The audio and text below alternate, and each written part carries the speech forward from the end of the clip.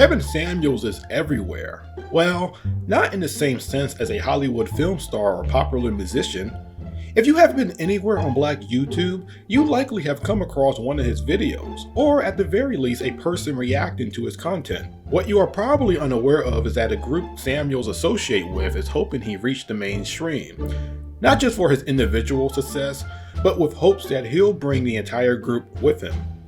But the question I ask is not whether it will work, but whether is the group truly ready for the limelight. That group I'm referring to is called the Black Manosphere, which most of you are already familiar with if you watch my content. These men and women have not only defended Samuels vigorously from criticism, but they have also copied his method to a T.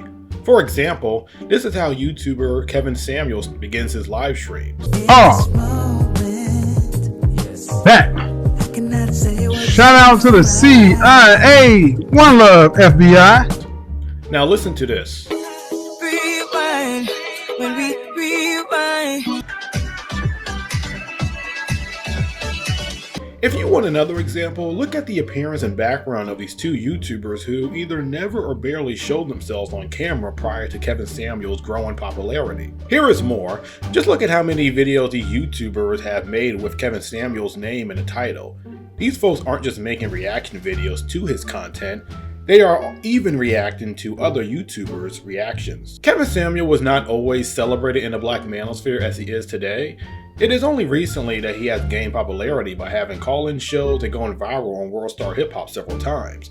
He had a decent following when he discussed mostly fragrance and cologne, but I barely heard his name mentioned in the space compared to now. Similarly to his contemporary critics, men in the space questioned his sexuality when he encouraged them to wear suits. But if you let them tell it now, they will insist only women have done that. But the first thing we hear from Tanya is, oh, you know, he doesn't even look like he likes women. He looks gay, blah, blah, blah. They attack the man's sexuality. He still appears on live streams here and there that his over 300,000 subscribers aren't privy to. As I've alluded to in a past video, my gripe with Kevin Samuels is that he spews Black Manosphere red pill talking points unbeknowingly to an audience unfamiliar with the space. He's pretty ideologically consistent on those panels, even when he makes statements I find asinine. Let's talk about that. How many of that 60% of women who have careers are actually good at them? They don't have careers. Men have careers. Most women have jobs. The group, which loves calling other people clout chasers, is hoping Kevin Samuels will enter the mainstream and tag them along. Now, when I say mainstream, I mean any program that caters to black audiences such as Fox Soul and Roland Martin. It's not thinking about greater YouTube, where the platform promotes certain YouTubers on its homepage, or on the level of YouTubers who appear on national television or interview major government officials. The hope for mainstream attention makes no sense when you realize how petrified these people are. For one, they distrust the mainstream media because they feel it cannot portray them adequately. For example, the Dr. Phil show allegedly invited Donovan Sharp and other red pill content creators to appear on the show to discuss masculinity in the 21st century. Regardless of the validity of this invitation, Sharp declined the offer. His rationale was producers would edit the recording to make him look bad, and his short temper might lead to a physical altercation during the show. There's no way I could handle that. Oh no, dude, you kidding me? As soon as Dr. Phil looks at me the wrong way, dude. And don't get it twisted, Dr. Phil is as soft as baby. That dude is 6'5", what is he, like 280?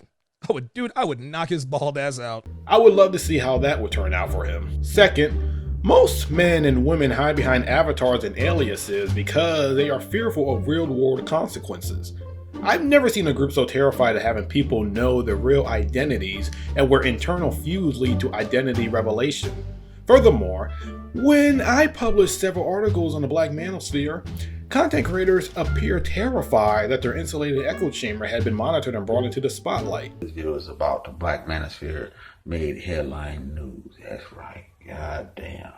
Granted, my first several articles weren't in major publications, but the one in Medium literally blew a fuse in the space. This group literally thought I was working for the CIA to spy on the Black Manosphere. Now, if little old me can have this group running for the hills, how would it react to a more prominent individual or media organization wanted to cover it? Lastly, deep down, most people in the space know the Black Manosphere is too toxic for mainstream audiences. Sure, there are folks who make good points here and there, but it's a community I would never personally recommend to anyone to get useful information from. Far too often, I've seen level-headed people enter the space and later spew fringe talking points, and the amount of misinformation it shares is shameful. Considering how pro-Trump the space is, it wouldn't resonate with many black people.